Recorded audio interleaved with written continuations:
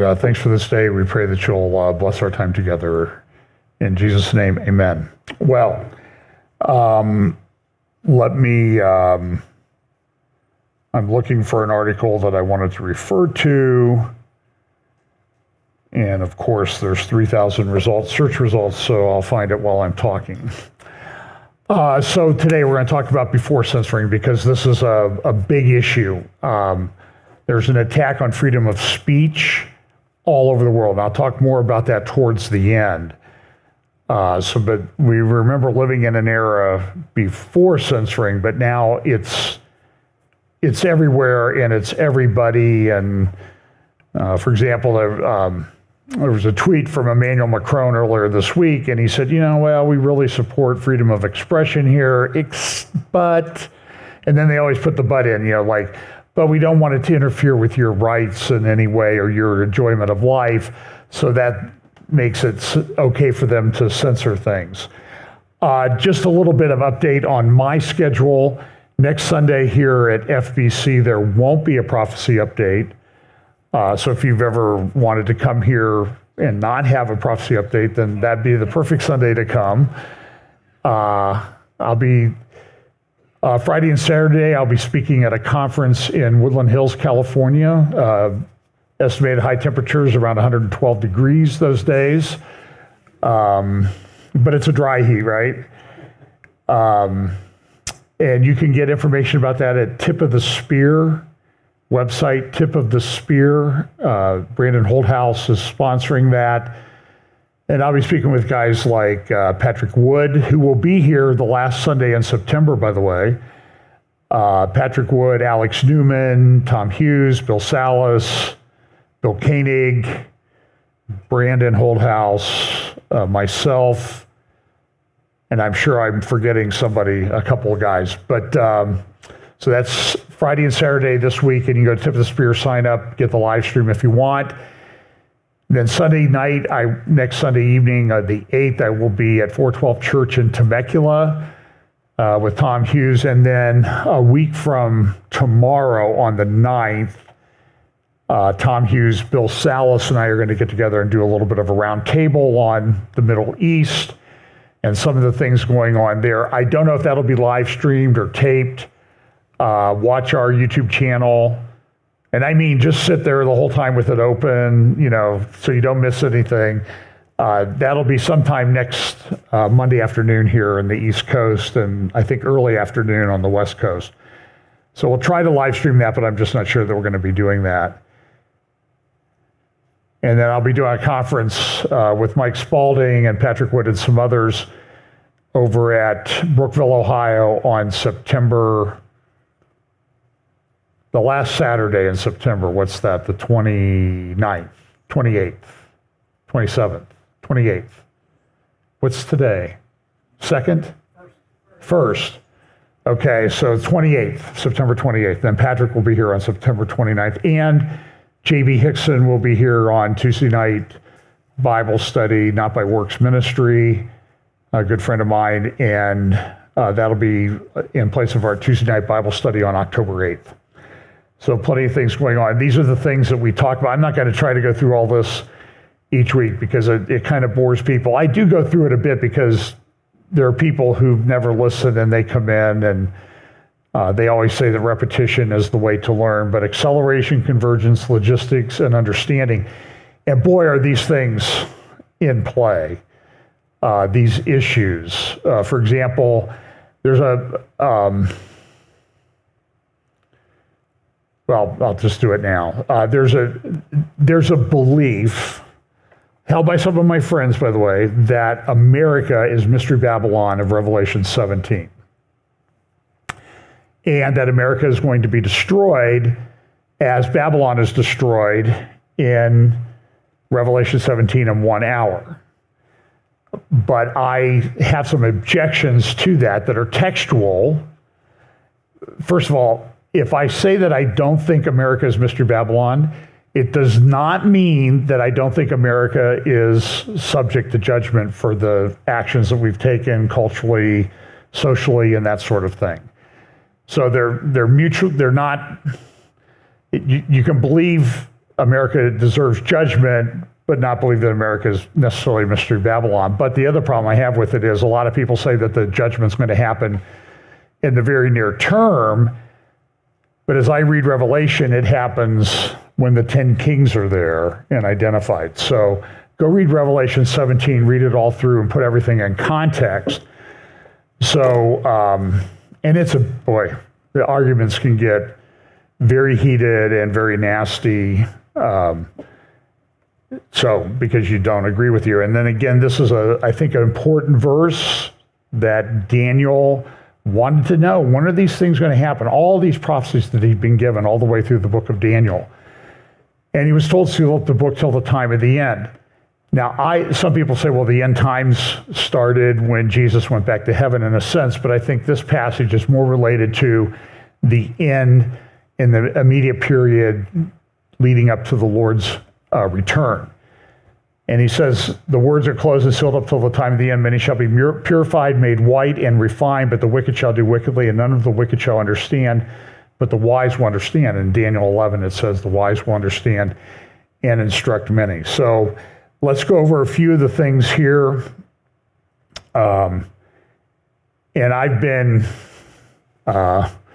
sort of rushing to get a bunch of talks prepared and that type of thing. So I always say, I don't know how long this is. Well, I will always say, I think this one will be shorter, but I don't know. I should give up predicting on this. So this is, so let's talk just a little bit about AI. AI is having some problems. There's concern that AI is going to be subject to the principle of garbage in, garbage out. Put too much garbage into a system, the only thing you get out on the other side is more garbage.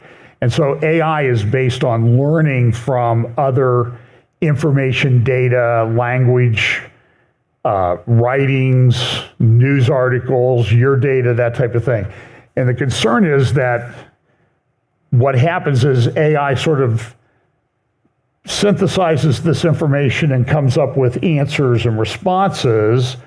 But then when AI goes further to develop, it includes the stuff that it did the last time. That now becomes part of the data that it looks at. And if this is bad, and some of the stuff that comes out of AI is pretty bad, then the whole system kind of will spiral downward. I don't know if that's going to happen. I personally think that AI, large language models, are not necessarily the thing to be concerned about in terms of how this relates to end times Bible prophecy. I think that the thing that is more important is tech intrusion in everything. I had a discussion with somebody last week and they said, oh, I know that now that I'm talking to you about this, my Facebook feed is going to be filled with all kinds of stuff about, what we were talking about. Of course, I also talk about, why am I missing my putts to the right? And I never get any information from AI or Facebook on how to fix that, which is a bigger problem. But the problem is that these AI data centers, this is from the Los Angeles Times yesterday, AI data centers raise concerns over cost and blackouts. And one of the problems is that these data centers take a lot of power to run, a lot of electricity. But what have we been doing over the last 20, 30 years is shutting down nuclear power plants, shutting down coal-burning power plants. Now everybody wants, there's a huge power demand, plus they want to literally shove everybody into electric vehicles. Well, all of that needs to have electricity from somewhere. I still laugh whenever I think about it. I was out in Colorado a few years ago, and a guy goes by me on the highway in a Tesla, and they're very cool looking cars and everything, okay? And if you own a Tesla, more power to you. I support anybody overpaying for something, that's if you want to. That's fine. But he or she had this license plate that said, I emit zero.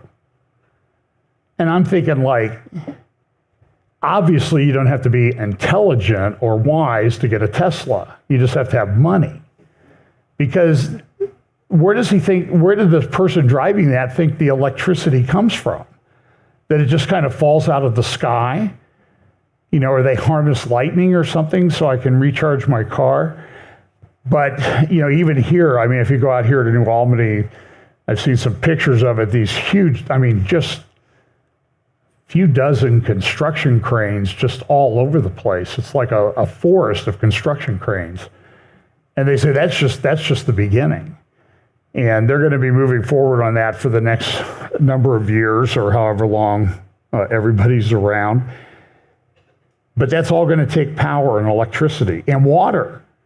I think here in Central Ohio, we're in a bit of a drought, and so the water levels are down just about everywhere, but they need a huge amount of water for chip plants, chip manufacturing plants.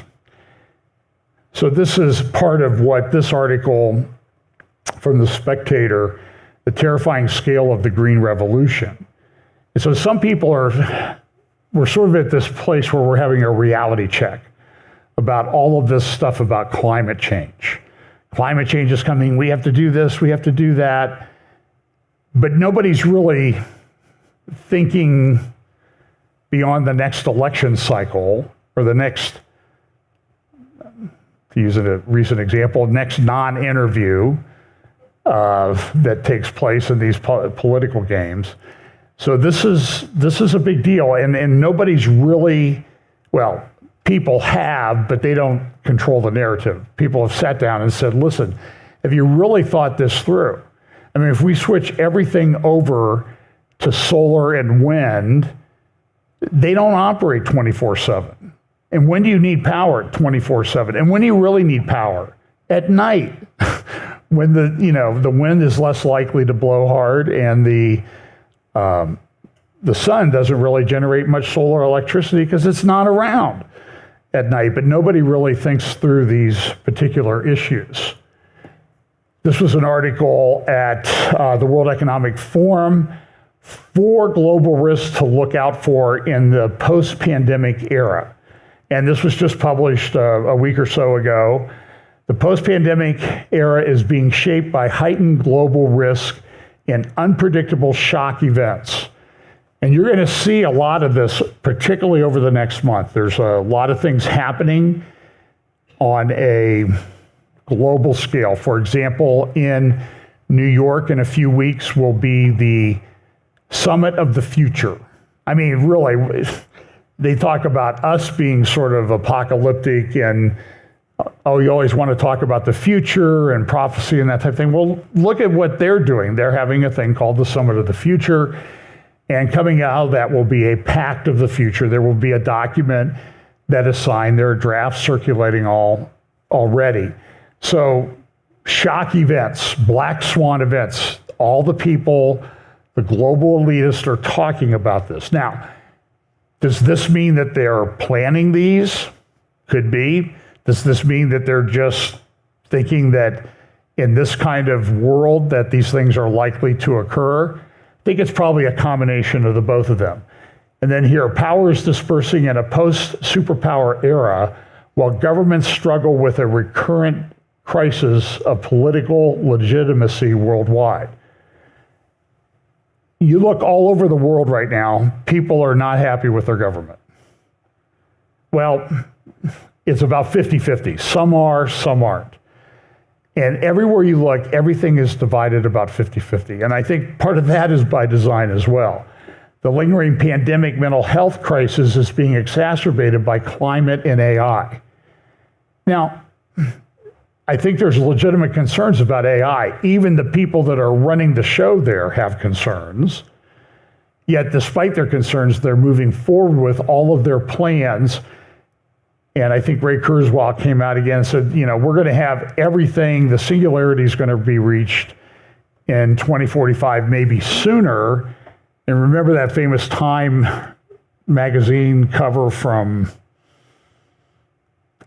10, 12, 13 years ago, 2045, it said the year man becomes immortal. That was Time magazine. And so they're still thinking this is a way for man to achieve immortality. But if you want to really be frightened about where this is all going, this article is in the Times of London this morning, and it's "Let There Be Light, Amish Solar Panel Tycoon Electrifying the Faithful." And he even has a Cybertruck. And this guy is located, it's Gordonville. Now, so I don't know what sect of Amish church, because they have different what do they call them, like districts, or they're all different. It's like I grew up with the Mennonites Amish and Mennonite living close to us, and I always called them the chrome bumper Mennonites and the black bumper Mennonites, because some of the Mennonites were allowed to have, their bishop allowed them to have chrome bumpers and chrome on their black car, and then others had to black out the chrome on their black car.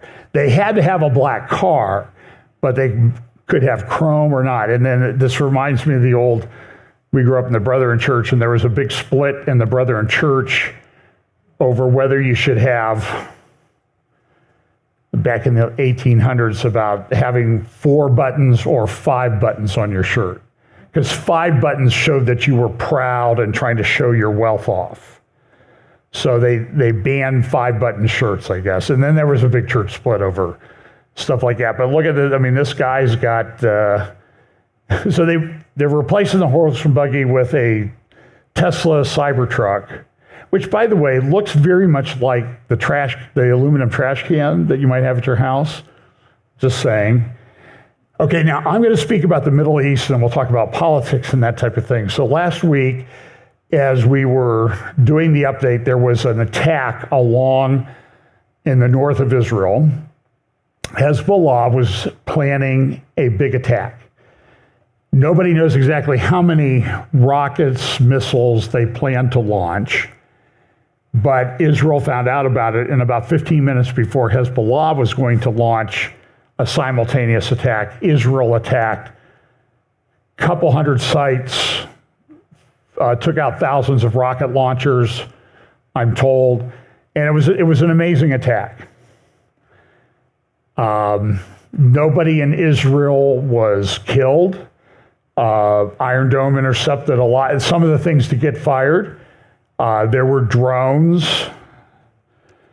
Hezbollah, they claimed that they attacked Unit 8200. There was supposedly an attack plan on a base where Mossad and Unit 8200 is located. Unit 8200 is the Israeli cybersecurity, cyber operations center. That attack was thwarted, and you can kind of see a little bit of the picture there on the right of Iron Dome shooting down all of these missiles. It says here, this is from the Hezbollah newspaper Al-Akhbar, or Hezbollah influenced or approved newspaper Al-Akhbar. The air battle began at 4:37 and lasted for about 2.5 hours, almost nonstop and throughout the entire area. Hezbollah fired about 250 missiles and drones at specific targets, such as bases including the Intelligence Directorate's base and sites and settlements in the north. Now, so what you have here, though, is you have this, what's very typical with Hezbollah, is something happens, it doesn't go well for Hezbollah, and then when you read what Hezbollah says about it, it sounds like Hezbollah had a massive victory, because it's all propaganda. Nobody was injured. I take it back. There was an Israeli naval person who was killed when I believe it was an Iron Dome missile, didn't hit anything, and it flew and it hit the ship he was on out in the Mediterranean, and it killed him. There were some injuries. There was some damage to settlements and villages in the north. But it wasn't, by the way, the one thing that they did do was one missile hit a chicken coop and killed about 20 or 25 chickens. And of course, what they did then was they took the Hezbollah logo and they put the rifle coming out of the head of a chicken. And they had and Hezbollah and Nasrallah were mocked throughout the Arab world, and Arab editorial pages about, oh yeah, the big chicken killer, Hezbollah killed a bunch of chickens. And then they had one where he was kind of clucking. They took his video and they sort of dubbed in clucking, that type of thing. Very, very clever. Somebody said that the killing of so many chickens was what you would call genocide. And again, I thought it was pretty clever. So, so they did all this. And then as you look at some of the Hezbollah writings about this, Hezbollah says, well, we did a great job. Part of this is a psychological operation. And in some respects, that's true. This is a graphic from Alma Research about the strike last Sunday. And they showed that there were a bunch of strikes across southern Lebanon and up into the Bekaa Valley, where there is an extensive bases and operations of Hezbollah funded by Iran. And, we always want to talk about Lebanon. We should just sort of make the map Iran in Lebanon, Iran in Syria, Iran in Gaza, Iran down in Yemen, because that's really what's operating. And by the way, Iran in the areas of Judea and Samaria. More about that in just a moment. But I saw an interview this morning with Zarit Zahavi, who is the founder of Alma, and she made a very important point. Yes, everything that happened last Sunday in terms of a preemptive strike by Israel was fantastic. It worked. Everything was great. But it didn't change anything on the ground. It didn't bring any of the 60 or 80,000 people who've evacuated and moved away from the north. And by the way, that move is having a huge economic impact because they're now in the market for rental places to live on a permanent basis in the area in the Galilee, a little bit further south, and all the way down to Jerusalem. So it's affecting the markets. So rents are going way up through the roof, just like they are, it seems like, everywhere else. So she says, so what happens, she says, is that it hasn't really changed the facts on the ground. People are still not living in their homes. The villages, towns, the 45 villages and towns that are essentially completely evacuated are still completely evacuated. There was an article somewhere I saw, the last man in Metula, which is way up in that little sliver there north of Kiryat Shimona. It's surrounded, almost completely surrounded by Hezbollah and Iranian-controlled territory. A lot of these missile sites that were attacked, people said, oh, they're attacking civilian sites. Well, Hezbollah lives there with their families. They use the civilians as human shields. There's schools, other businesses, that type of thing. But that whole area, about a 2 to 5 mile strip along the border in the blue area is completely evacuated, even over into Nahariya. And nobody knows when those people will return. And Zarit Zahavi from Alma, her point in the interview was, listen, we can't live with the new normal. This, apparently, somebody's decided that this is the new normal. It used to be if one Israeli was hurt or kidnapped or attacked or one missile was fought, Israel would go, for lack of a better term, would go ballistic and deal with it in Gaza and elsewhere. Now they have thousands of missiles and rockets, and Israel fires back with some, but the basic facts on the ground don't change. And so Hezbollah sees this as a major propaganda victory. We scared those people. Look at them, they ran away. They haven't come home. We're winning. We've had a major psychological victory over these people. And so something needs to be done. And so the big discussion in Israel right now is, okay, what do we do? Now, originally, the concern up there was that the tunnels and everything, that Hezbollah would come across the border, kidnap people, and take them back to Lebanon. In other words, they would do in northern Israel what Hamas jumped the gun and did down in Gaza and southern Israel. Now, I don't know that that's as much of a concern now because the people don't live there along the border areas. So if Hezbollah came across, they'd have to go a little bit further. But that's still not acceptable because what have they done? They've shrunk Israel. And I've mentioned to you many, many times about the poster that was in Tehran in Palestinian Square that said, not are you satisfied with 80,000 evacuees in the north, are you ready for 2 million evacuees in the north is what the poster said in Hebrew in Tehran. So I think they were trying to send a message. So what they want to do, and I think what they started to do with these attacks over the past week, 2 weeks, is they're trying to move that shrinkage area further south. And Israel can't accept that. It's a small country. They can't continue to lose territory. So some people are advocating, and I think this is right. Okay, listen, you're going to make us move. We're taking your territory, taking some of your territory. We're going to just put settlements in parts of what we call the West Bank, Judea and Samaria. We're going to take the northern third of Gaza. And we're going to put a 2-mile buffer zone along the Gaza-Israel border, even going forward far into the future. Well, Gaza's not that wide. It's about 40 miles long, but it's only 5 to 8 miles wide. So you take 2 miles of that and make it a bigger buffer zone, that shrinks Gaza. And boy, they don't like that. You can't shrink our territory, but that's what they're doing here with these attacks. And so the new normal just can't continue. So for example, here's a civilian area in southern Lebanon. And you can see that from the school to that one red dot there is about 150 meters.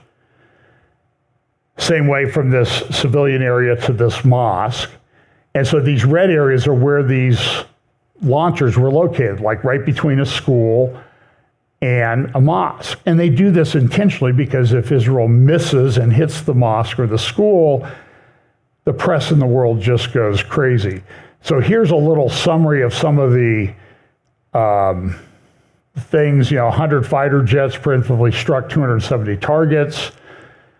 90% of the targets were rocket launch barrels and rockets targeted at northern Israel. 230 rockets were launched by Hezbollah, and most of those were intercepted. So this is a big victory for Israel. And excuse me one second, I need to take something out here and move it down to some other place. Oh no, actually it works here. So there's a recent Foreign Affairs publication, I think it was not the most recent issue, but the next to last issue that's been published. And look, these are CFR, Council of Foreign Relations, globalist types, Richard Haass and people like that. But, I think it's important we read and understand what they're saying. And this is a very good article because it says America isn't ready for the wars of the future. And I'm just going to read you one paragraph out of that article. The use of unmanned weapons, like drones, is essential for another reason. They are cheap.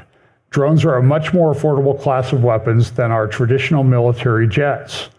An MQ-9 Reaper drone, for example, costs roughly a fourth as much as an F-35 fighter jet, a couple $100 million. And the MQ-9 is one of the most expensive such weapons. A simple first-person drone costs just $500. A team of 10 of them can immobilize a $10 million Russian tank in Ukraine. Over the past few months, more than 2/3 of the Russian tanks that Ukraine has taken out were destroyed by such drones. This affordability could allow states to send swarms of drones, some designed to surveil, others to strike, without worrying about attrition.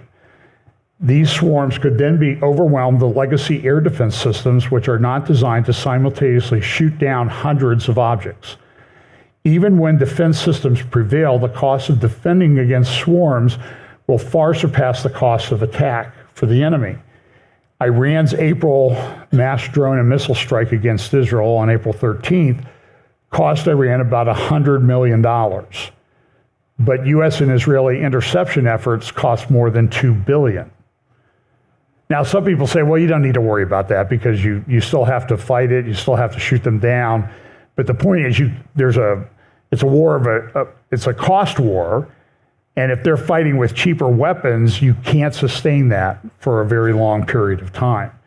Now, I've been meaning to get to this because I think this is important. So this is an article by Tony Badger, and I've referred to it the last few weeks. I'm actually going to play part of a clip, and it's called The Ottoman American Empire. Now, Tony Badger writes for Tablet Magazine. He is a Lebanese. He's an American citizen now.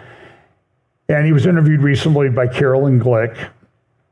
It's an excellent thing. And he talked about sort of to understand the dynamics of the American-Iranian blueprint for Israel, Palestine, Lebanon, we need to look at the late Ottoman Empire and its relationships with the great powers of Europe.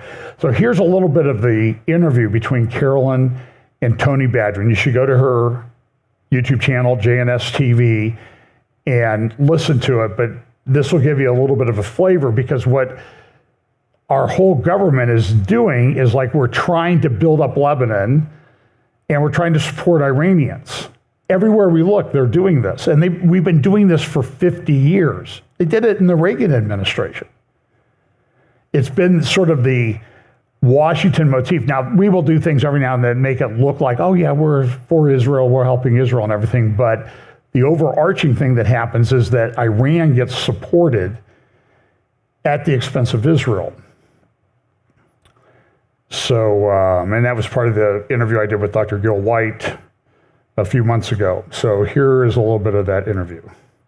Terrorists, whatever, but that's what that faction, this ruling faction in Washington, this ruling faction in the Democratic Party, that's what it tied itself to. It tied itself to those guys. So, okay. So, all right. So you, I went like this because my brain, I have to like keep it inside my skull because it's about to explode. So I should be wearing a helmet right now just to protect. But anyway, so to prevent my brain from exploding by what you said, and there are tens of thousands of Hezbollah forces along the border with Israel. That, the reason why we have 80,000 internal refugees from the northern border communities is because we were afraid that they were going to turn Avivim into Be'eri and Metula and Kiryat Shmona into Kfar Aza and Sderot. So that's why everybody's in hotels and has been for the past 10 months. And the question is, none of this deal that's on the table is going to let anybody go home, because the deal has no implication for Hezbollah's forces, does it? And I mean, given everything that we know about the LAF, the Lebanese Armed Forces, and UNIFIL, and now everything that we understand about the American policy, nobody's going to enforce this. They're not dead. They're, the ones that haven't been killed are alive, and they're winning. And so the threat against Israel, the actual concrete threat on the ground, boots on the ground, rockets in their hands, missiles in their hands, it's still there. It's unaffected. And in fact, it's empowered and entrenched even more because the United States is now openly siding with them and equipping them. Because like you said, they're going to give them 10,000 more troops, presumably with arms, with artillery shells, with everything, with nods, with night goggles and all the rest of it. So they're going to have all of this advanced equipment, courtesy of American taxpayers. And they're going to 7 kilometers north of Litani, and anyway, that's not going to be enforceable. And anyway, they live there. Right. So the threat against Israel is going to be expanded, not diminished. Is that correct? In strategic terms, yes. So here's what the U.S. is offering, right? It's basically a shell game, right? So what the United States is offering is the following. We're going to return to a October 6 reality, or in the case of Lebanon, October 7, I suppose, reality, whereby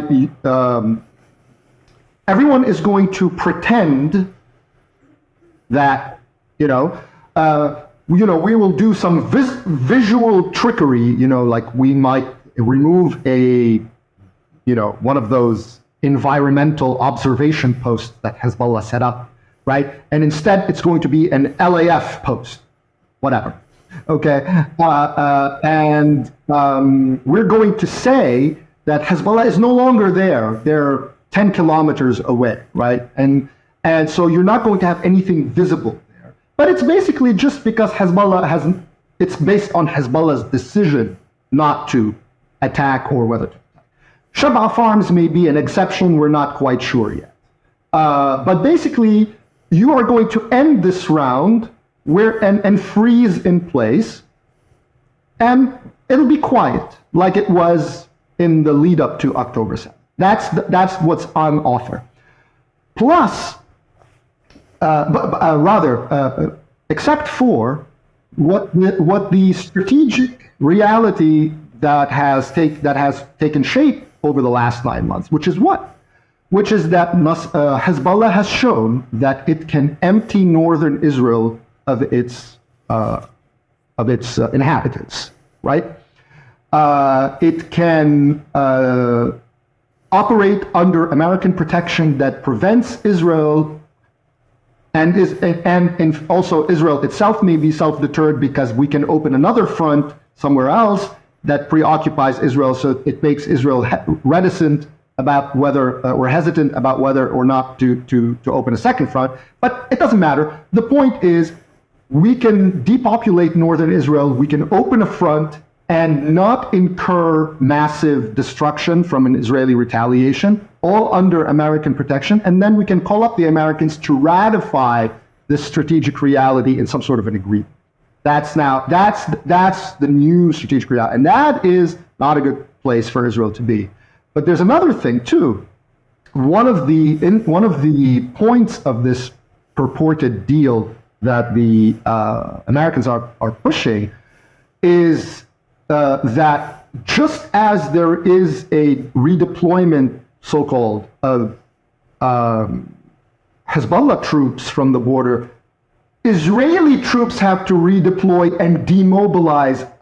So the sovereign military of a sovereign state has to redeploy to mirror the deployment of a terrorist organization. That's the American initiative, right? So again, that's one of the reports. I mean, it is a report. It's not the only one, but I think it's other reports, but that's not true. I believe it was sourced. I have to double check. I should have checked, but I believe it was sourced to American officials. So anyway, but the point of it is, it doesn't matter whether that ends up taking place or not. The point is the premise. And the premise is the same thing that's the significance of the maritime agreement. At the time, that's what I wrote. It's like, you all are missing the point. The strategic reality that this agreement puts in place is extremely bad for Israel. It means that the United States is taking Hezbollah and Israel and treating them putting them on equal footing. 1701 did that as well. I mean, let's just be clear. To a certain extent. And by the way, there's another mechanism also that's reported in this deal that kind of harkens back to 1996, whereby you create a group of external state actors. Just like in 1996, there was this called the April Understanding of 1996, when Israel and Hezbollah were fighting in South Lebanon prior to the Israeli withdrawal, and they came. And this is something that Nasrallah has wanted to reactivate since 2006, because he lost it. Well, that's also what Borrell from the EU was trying to reinstate in response to the massacre of the children, where he said, "Oh, we need an international commission to see who really is responsible." Well, I mean, that's kind of related. Right? It's related to it. It's slightly separate, but the point is that it's what Hezbollah wants, which basically creates an international body, a body of states, regional state and European states, who, by the way, all have. Okay, so what will happen if they do get this international body? It'll be like the UN and UNRWA in Gaza. The terrorist organization will fund it, people will fund it, and they'll do the exact same thing in southern Lebanon, continue to do the same thing they're doing in southern Lebanon that they did in Gaza, under the auspices of international cooperation. And it's insane. It's not going to work. And so, as Rit Zahavi said, and Carolyn has said in some of her other programs, we can't live with the new normal. The new normal is intolerable. We need to send our people home. But then the question is, how do you make it so that people will want to go and live like from here to the back to the parking lot away from the Lebanon border like they have for a long, long time? And the answer is you have to clear Hezbollah out. If you put them 10 kilometers away, I mean, how quickly can you drive 6 miles? And by the way, if somebody's coming at you from 6 miles away and you have to pack up and leave, you shorten your time. So you have to move them even further away. And I don't see how that, I mean, I look at this, I read about it, and I look at what has happened in Gaza, and I'm like, it has to be that way in Lebanon to keep Hezbollah from occupying that area. And Israel has to occupy the area, just like they have to occupy and control Gaza, because they didn't. They thought they could manage it, and how did that work out? It didn't work out too well. Now, these are some things from earlier in the week. Jonathan Spire had a great article in The Spectator the other day. It's also at the Middle East Forum. I think it was published on Monday. And he talked about the fact that, Hezbollah didn't really do a very good job. It wasn't that strong of a response. Iran hasn't really done anything. And so now everybody's sort of thinking like, these guys are paper tigers. They're not that strong. But then other people are thinking, well, they're just doing this because they want to work on their nuclear program. And if they work on the nuclear program, then we have a big problem.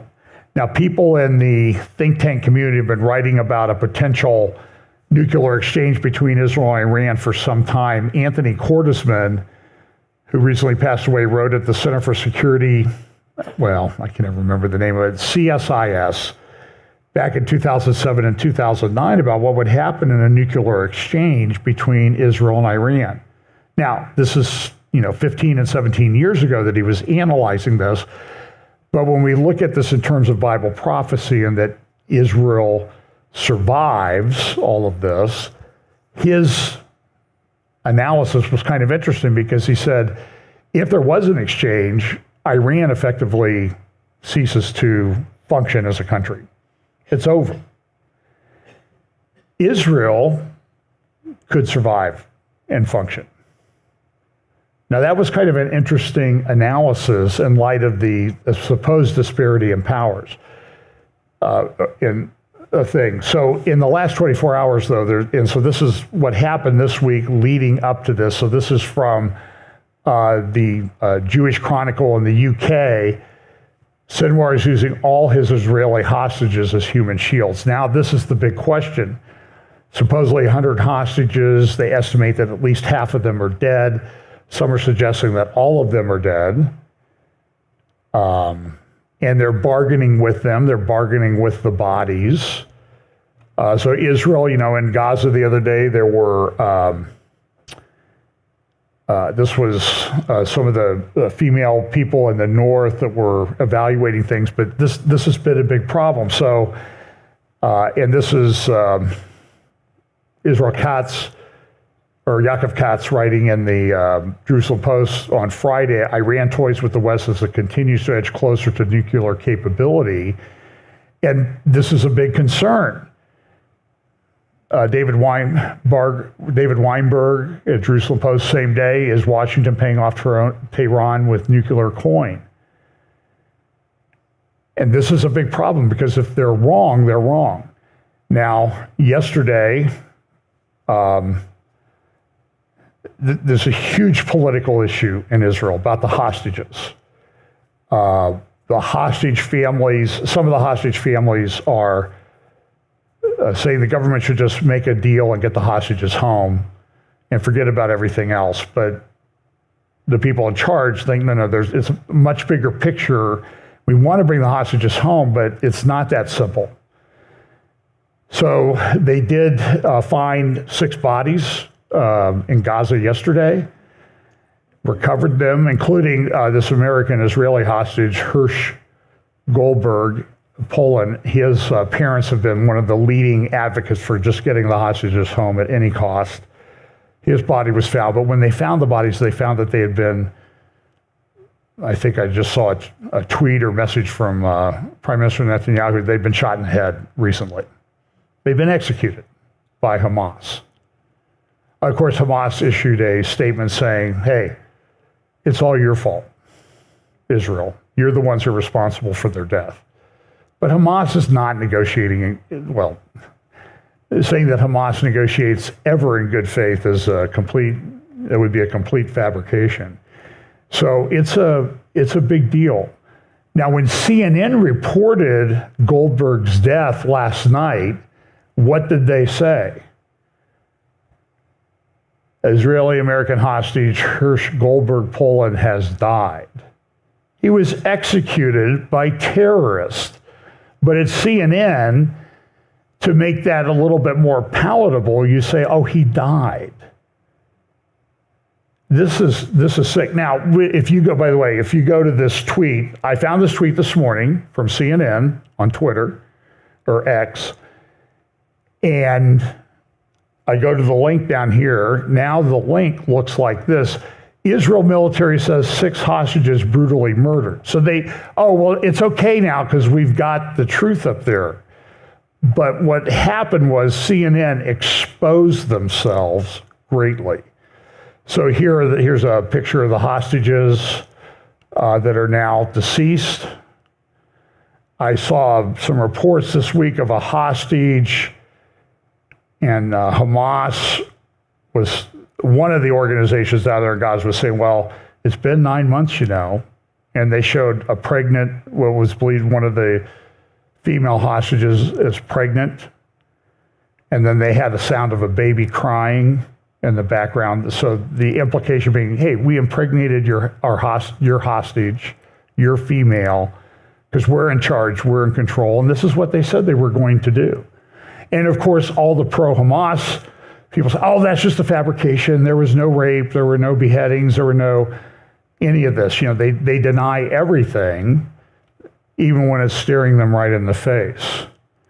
Then this morning, down near southern West Bank, near Hebron, 3 policemen were shot and killed as they were driving in their car along a road.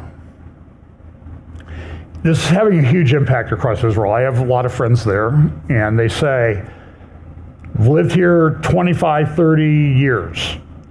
For the first time since I've lived here, I will not go into Judea and Samaria and drive. And Pam and I, we were in Judea and Samaria with Joel Kramer when we were there back in 2017. And, people are thinking long and hard before they go into any of these areas. And there was an attack at Gush Etzion Junction near Efrat, some of the settlement areas where I have friends that live, people that I've interviewed. I've been down there. Gush Etzion Junction, that's at the shopping center there, where people from Efrat go to shop. That's where, remember Ari Fold, the big Jewish guy, very pro-Israel, was stabbed and killed by a 15-year-old while he went down there to pick something up for his wife. And severed his aorta. He chased the kid down before he collapsed and shot and killed him. But it was very emotional. I remember I was on the way to church when I saw a video from Avi Abula saying Ari's dead. And Ari was the sort of the consummate, I love Israel Zionist. And I love everybody in Israel.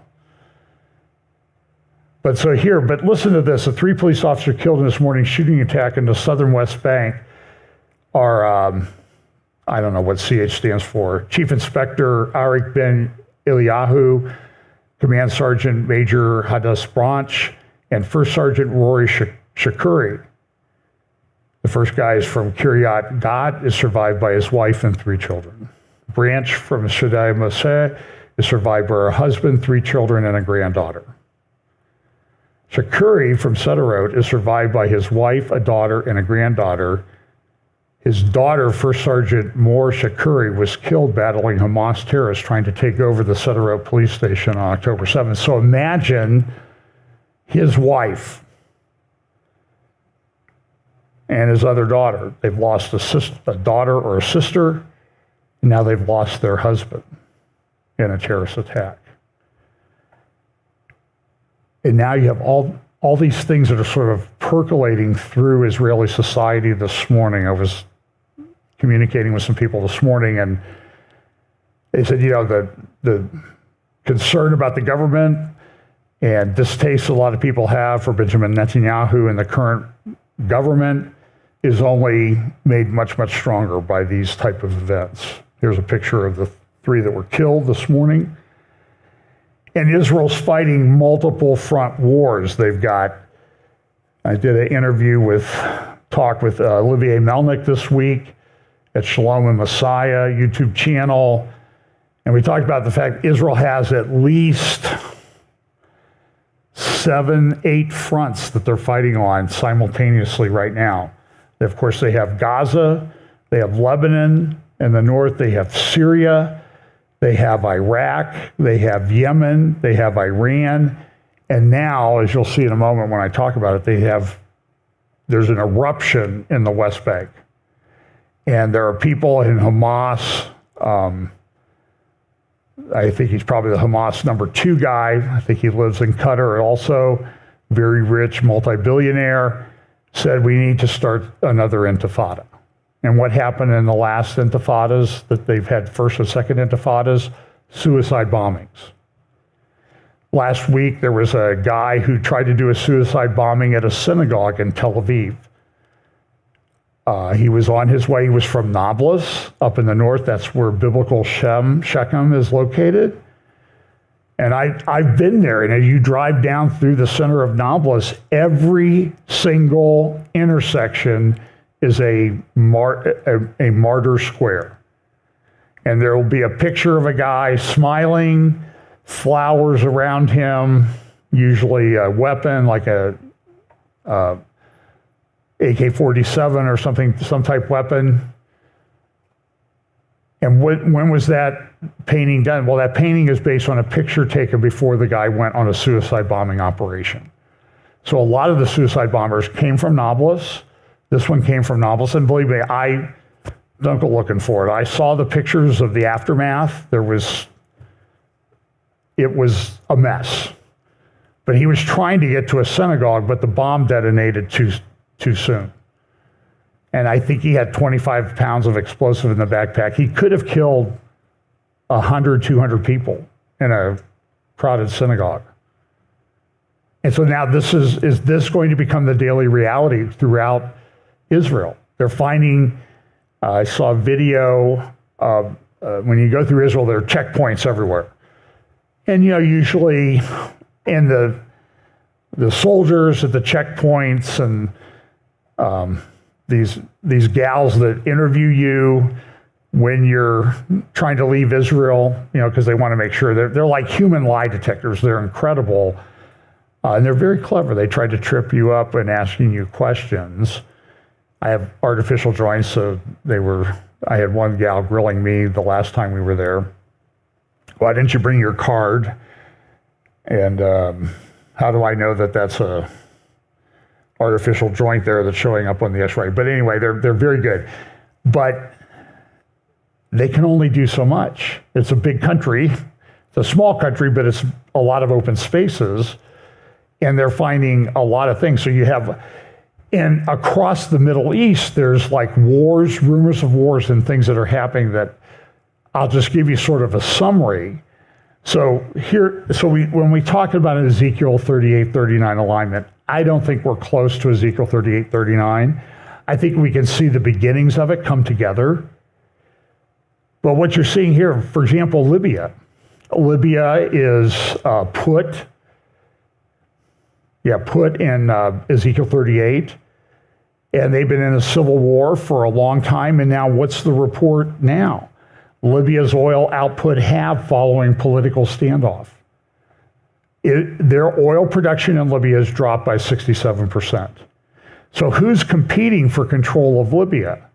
Well, you have a number of countries, Iran, Russia, Turkey. Now, Turkey and Russia are on opposite sides, but so one part of the country controls the western half, the other controls the eastern half. I believe Turkey is related to the eastern half. Yet, remember that map they made up of their economic development zone that went from eastern Libya to southern Turkey, even though the faction that Turkey is on the side of is on the other side of Libya. It doesn't make any difference to Erdogan. He's going to do whatever he's best. Here's some of my new chess pieces that I've been putting together, showing people the players that are in play. Iran is very important. Turkey's becoming more important. There's a lot of articles this week in the press about how Turkey has all of a sudden seems to have extreme influence throughout Africa, it's particularly northern Africa. Well, why is Erdogan doing that? Erdogan is Muslim Brotherhood. He's trying to push Islam and move Islam into Africa. Egypt and Ethiopia are on the verge of war. Part of that is due to the big dam, the Grand Ethiopian Renaissance Dam, GERD. So if you want to think of it as GERD, it's giving Egypt heartburn because they're afraid it's going to shut off the water. And if there's a drought, Egypt's not going to have much water. And if you ever look at a map at night of Egypt, 97% of the people live along the Nile in Egypt.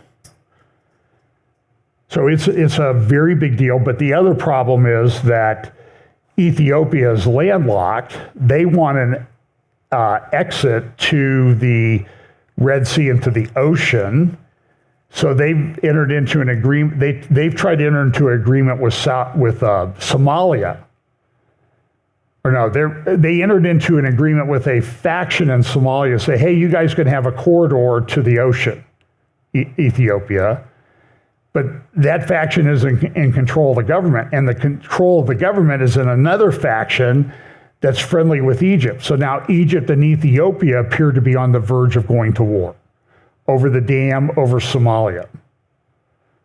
And then you have just south of there, you have Sudan and these other areas. So it's very, very thing. Here's an article from the Financial Times just Friday. Turkey projects growing power with a network of Africa alliances. And that's the Somalia flag there on the left. And Erdogan's very clever. Remember, he was very much involved in the Muslim Brotherhood takeover for a time of Egypt. Now, El-Sisi came in and did a coup and got rid of that. So Israel's in a very tough spot. Now, this was in the Jerusalem Post this morning, Iron Beam laser air defense system. It says will be ready next year.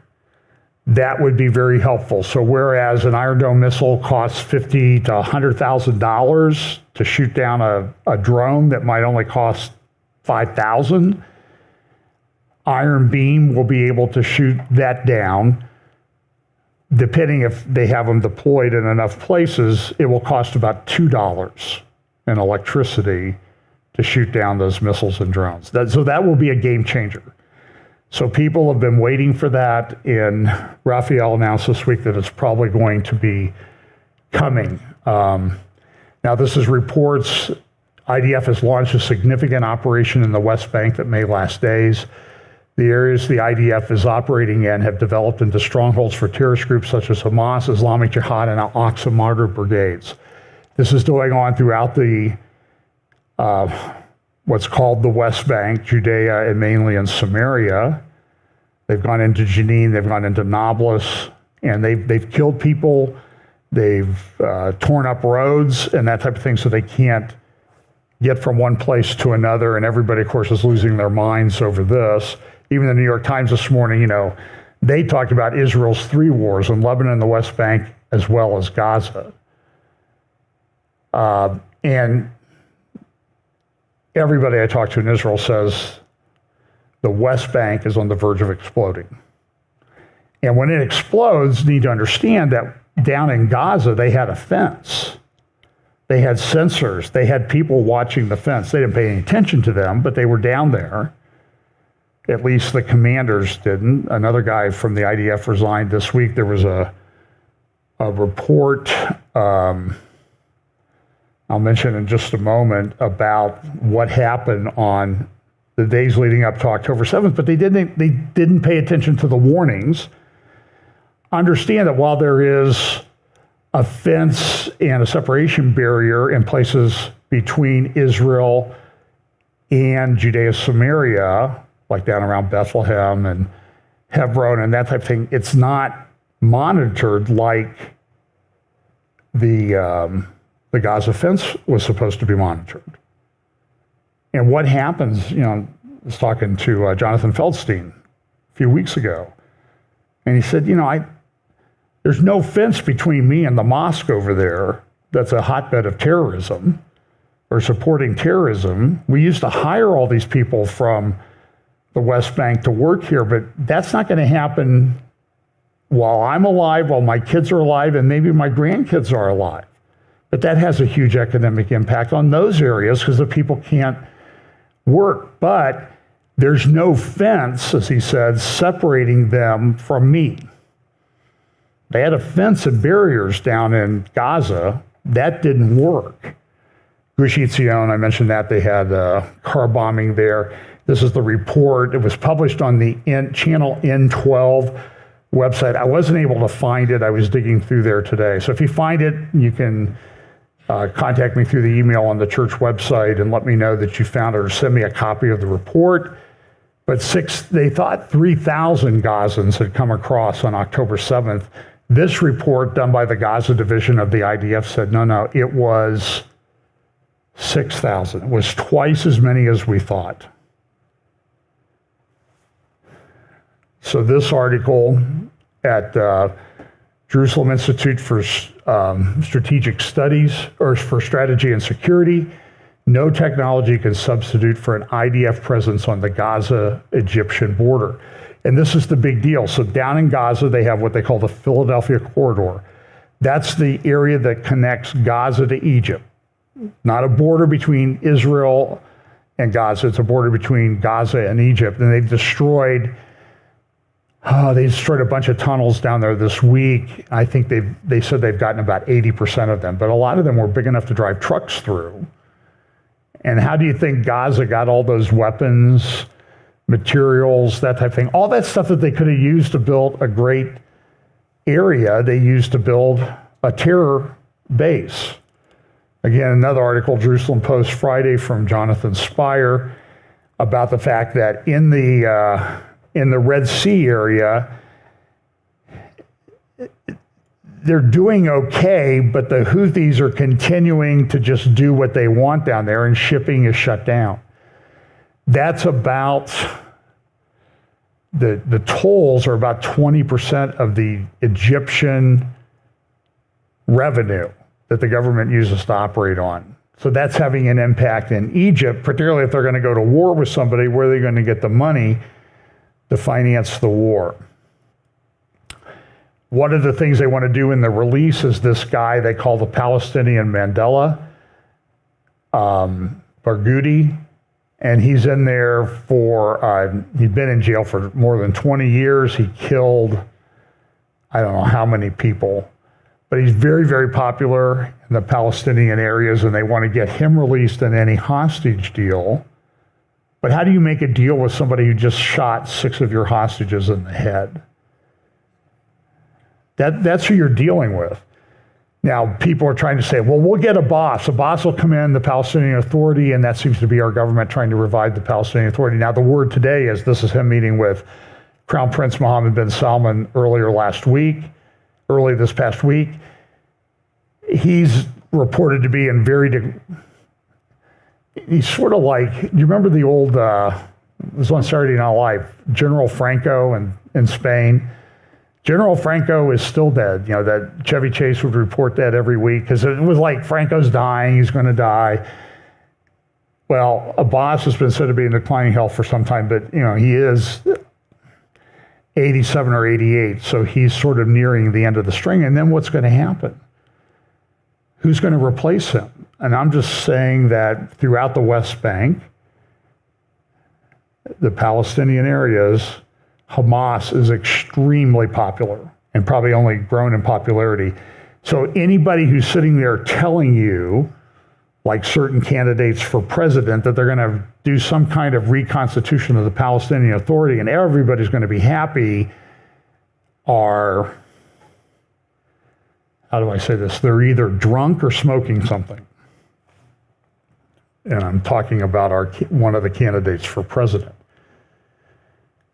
A bunch of Arab members of Knesset from the Joint List went and visited the imam who eulogized Hania in Qatar. I played parts of that funeral service. He's been banned from entering Al-Aqsa, the area of the mosque, the Temple Mount in Jerusalem. And he said, well, we are the only ones that are allowed to enter there. Oh, but nobody crawls up his backside like they do Ben Gvir, who says, well, all Jews should be able to pray on the Temple Mount. And maybe we should build a synagogue up there. And everybody loses their mind over that. But these imams all say, this is ours. Even though historically, by the way, and in the Quran, go find the word Jerusalem in the Quran and send it to us if you ever find it. Seth Frantzman wrote this the other day, and I think this is true. Airline flight cancellation chaos is unsustainable. And I talk to people, people who've had tours scheduled, they canceled because flights canceled. I think American Airlines have said they're not going to fly to Israel until at least April 30th next year. Delta is kind of day to day. I hear that they're going to extend their thing through the end of October. And so then you're sort of down to El Al, is about El Al and a couple other airlines, the only ones flying into Ben Gurion. And I know Seth was in the U.S. and had trouble getting back. His flights kept getting canceled. And it just can't, the economy can't sustain it. Tourism is a big part of the Israeli economy. Now, this is a report from Commanders for Israel Security. These are leftist guys. This is the guy who used to be the head of the Mossad. And they're the ones who caused the problem. This kind of thing. And listen to what he says. The Jewish March of Folly has been forging ahead now for more than 5 decades. Oblivious to the facts or surrounding realities. Some 15 million people live between the Jordan River and the Mediterranean Sea. Half are Jewish and half are not. I think that number is not correct, but that's a much bigger argument to have later. Yet some Israelis are possessed by an irrational idea that someone, let alone an entire nation, is willing to forgo freedom and live forever deprived of national or civil rights. So he's talking about people in Netanyahu's coalition. These people think that Israel should be the country between the river and the sea. And so this guy was head of the Mossad, and he's saying he's part of the problem. This is why they're in the situation that they're in, because everybody thought, well, we can manage this problem. We'll just give them a state and everything will be fine. And they want one state. Israel wants one. Both can't exist in the same place at the same time. This is the problem. So he's, and the title of that article, by the way, is Latest News. So this was written a couple months ago. This was written back in August of 2023. So he's saying, look, we just need to give them a state and everything will be fine. Well, did this age very well? No, it didn't age very well at all. Let's see. This is interesting from a political standpoint. Naftali Bennett's party, the polls are all, by the way, polling is, people like to talk about polling. It's probably not reliable. The most reliable poll, well, we used to think that the most reliable poll was the election. Now we're not so sure about that. But in Israel, so this is in the Jerusalem Post this morning. Naftali Bennett's going to, wipe out Likud. He's going to get like 23 mandates. Likud 19.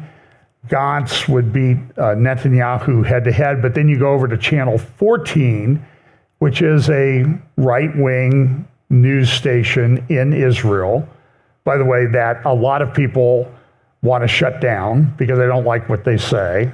Sounds kind of familiar, doesn't it? And they say, no, what could we get 30? And the head-to-head Netanyahu would beat Gantz like 47-31. So who knows what the answer will be determined in the next election. So now we have an election. This is a Washington Post article this morning. Trusted aid would play key role in Harris review of U.S.-Israel policy. Listen to this. Even before Israel's ground invasion of Gaza began in late October, Vice President Kamala Harris' National Security Advisor Phil Gordon feared that neither the Israeli military strategy nor key parts of the planned U.S. response would work. Gordon worried that the only way to accomplish Israel's goal of destroying Hamas entirely was to destroy Gaza along with it, with all the humanitarian tragedy that would entail.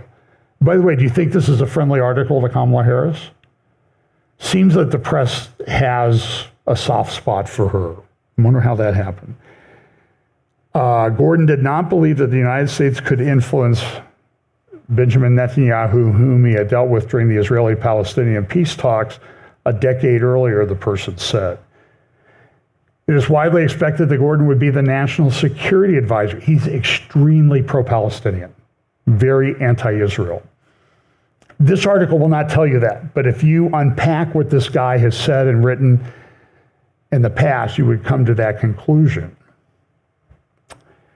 And it says here, if she wins the Oval Office, she could set her own course, and as she formulates her foreign policy, Gordon has become one of her closest and most trusted advisors, helping to guide her through issues from the Middle East to the war in Ukraine.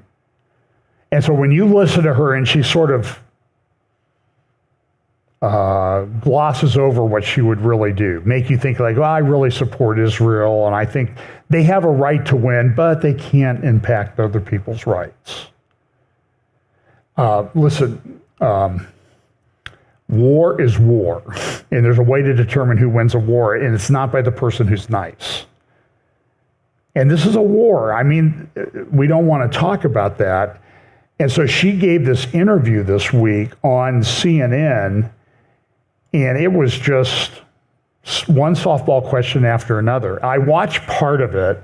By the way, the total interview was over 40 minutes, but CNN has only released about 25 or 27 minutes of it. What happened to the missing 12 minutes? What happened in those? Well, you probably know what happened in those 12 minutes, because the 25 minutes that they released should not give anyone confidence that this person is competent to be the president of the United States, or that the vice president is competent to serve in case something happens to the president. This guy from Minnesota is a lunatic, a leftist lunatic. Okay, so I have some other things, but as usual, I'm bumping up against the time limit that I sort of set for myself. Don't know how that happens. So I mentioned last week that this guy who founded Telegram had been arrested in France. And everybody's, at least on the right, everybody's upset about this, because this is viewed as an attempt to cut off people's right to free speech. Telegram is probably the freest channel out there. It's encrypted. It's used by, for example, it's used by both sides of the Ukraine war because of the encryption. So Russian units use it to communicate with other Russian units. Ukraine does the same thing. But it's also attracted a lot of, as you would expect, a free platform like this. It's attracted a lot of pretty seedy people that use it to launder money and that type of thing. So France has charged the founder now with 12 counts, 12 charges of criminal activity. He's a billionaire. He's Russian. Yeah, I think he has Russian and French citizenship. Somebody lured him to France and they arrested him while he was there. And I do view it as an attack on free speech, but I don't know a lot about this guy. There are a lot of allegations of what people on Telegram do and that he knows about it. And I only asked a question this morning to someone, Pam, what if this guy was named Jeffrey Epstein in doing this, had a platform like this? How would we people on the right react to that if he was arrested? Well, we would be doing handsprings, right? Because they got a bad guy. So I don't know whether he's a good guy or bad guy, but I do know that it's an attack on free speech. And this is happening everywhere. Remember, we talked about what's happening in the UK with people being arrested, tried, convicted in very short periods of time and sentenced to years in prison.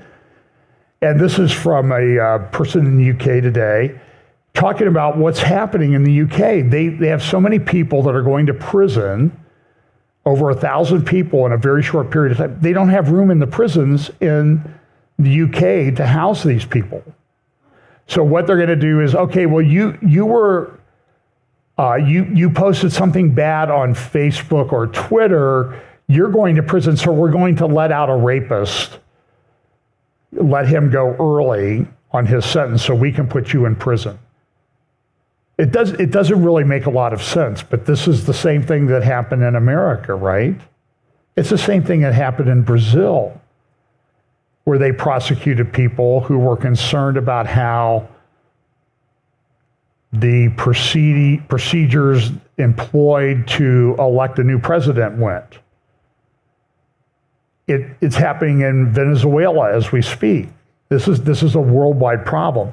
So in the UK, they're doing this, and look at this. After sending 1,000 people to prison following the riots, British Prime Minister Keir Starmer has run out of space. Today's papers report new British prisoners could be sent to Estonian jails on the Russian border, obviously ideal for family visits. And then there was this, in fact, this was on an Estonian channel today. Live Now, that's kind of interesting what they call this news program in Estonia. Live Now is Chronicles of Prophecy. Estonia considering renting out their empty prison space. Just happens to be in there. And then in Brazil, they've shut down X. They've shut down Twitter. And Elon Musk is saying, I probably need to restrict my travel. Because look what happened to the guy who founded Telegram. And now I have X, and the prisoner, look at this, this is reported, Brazil's Supreme Court, they're not the legislature. They've put in place a rule that if you use a VPN, virtual private network, to access Twitter, you can be fined up to $8,874 a day, which is more than the average Brazilian makes in a year. This is what the Supreme Court did. By the way, this is the Supreme Court that let Luna, who we refer to as Looney Luna, the leftist, he was in prison and barred from seeking public office, but he got his buddies appointed to the Supreme Court, and they said, hey, it's okay for you to run for president now. And guess what? He won. And now they're going after Bolsonaro, who, by all things I've been told by people who know him, is a good Christian guy. And they're trying to imprison him. They've taken his passport away and that type of thing. The guy who heads up Rumble said this. He says, what you're seeing in Brazil and France is a reaction by the system to do whatever possible to prevent an open internet that allows movements like Brexit and Trump. The number one weapon against tyranny is free speech. So the system wants to take it away, not on my watch. And he's even said, maybe I need, he left Europe, then he started tweeting. Because Europe has these rules in place. Here's a letter from Mark Zuckerberg, founder of Facebook, saying, you know, we did submit to the government's request to censor free speech back during the last few years in the last election. He hasn't addressed the issue of the president's son's laptop that 51 security experts came out and said, and by the way, I believe that one of those security experts had said that this Hunter laptop was not an issue. It was fake news. It was a Russian operation. One of those guys, I still have to confirm it, but I read this morning. I think it's probably true. Dana Bash, who interviewed Kamala Harris and Tim Walz on, by the way, can't she do an interview by herself? Does she have to have a handler there to make sure she doesn't make a mistake? Does she have to have a network that will edit out 30% of what she says, Dana Bash's husband is one of the guys who wrote that letter back during the 2020 election. So he goes on and he says this,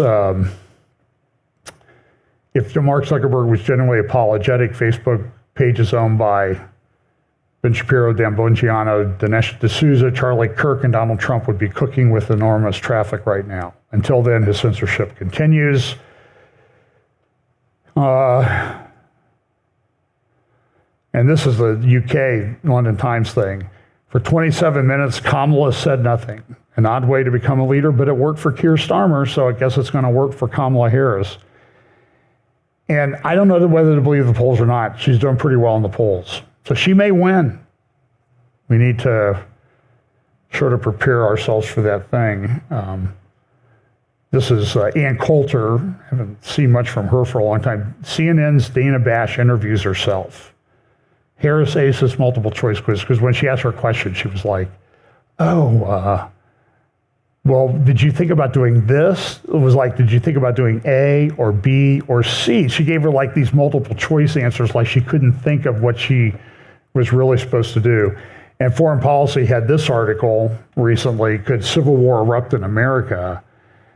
I have been told by friends who have family in the NYPD, New York Police Department, that there's a big plan for a sick out on September 18th when Donald Trump is supposed to be sentenced by Judge Merchan in the New York State cases where Trump was convicted on 34 counts. The belief is that he will be sentenced to prison and ordered to start serving immediately. And that, I don't really want to think about that, but that's my view, is the judge is going to sentence him to prison if the sentencing takes place on September 18th. Because they want that picture to affect the election. That's my opinion.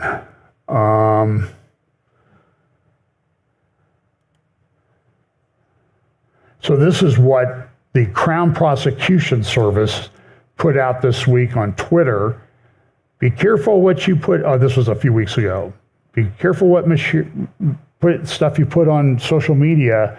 Think before you post, because you could go to prison for what you post. And their tweet, they have this thing like every day. As of today, our prosecutors have helped secure charges for 522 people, and it's probably over 1,000. So I have some other stuff that will go. So I'll be at the conference this weekend. And California, Tip of the Spear, you can find out about that there. And a lot of things going on. Again, as usual, I'm only scratching the surface. And the situation between Russia and the West continues to deteriorate over what's going on in Ukraine. And I don't know exactly what's going to happen there, but Russia's getting increasingly angry. I did have a picture. I don't have it. I'll tell you about it. Putin goes to Chechnya. That's a Muslim area. That's where they had the attack on the school in what was called Beslan. And several hundred were killed, children, teachers. And Russia had a war. I mean, they turned, by the way, did anybody protest when Russia turned Chechnya into something that looks like Gaza does today? By the way, did anybody protest when Yarmouk refugee camp in Damascus was turned into what looks like Gaza today by Syrians and Russians? Did anybody protest that? Nobody cared about that. There is a big double standard. But Putin goes to this mosque. It's the Isa Mosque in Chechnya. He was there with Kadyrov, who is the Chechnyan head. The guy is a terrorist, but Putin works with him. And there was a gold leaf Quran, and Putin kissed it as it was dedicated for use in the mosque. It's on video. Go look it up on the internet. That's part of what we're dealing with. And so like this foreign policy article, Europe alone, and the question is, Trump's return would transform Europe, because everything is his fault, right? Everything's insane. So anyway, let's pray, and I have a bunch of stuff I'll try to follow up if I have time to do. I don't think I'll have time to do a midweek update this week, but anyway, let's pray. Lord, thank you so much for your word. Thanks for giving us ideas about the things to look for in Bible prophecy about what will be happening, so we can understand what's going on in the Word about us. Lord, I just pray that you'll help us to be, as the Scripture says, wise as serpents and harmless as doves as we deal with the things that are going on around us. Give us wisdom, give us courage, help us to always act in love towards those around us, but also to stand firm in the faith. I pray that you'll bless us this week, give us opportunities to share the gospel. In Jesus' name, amen.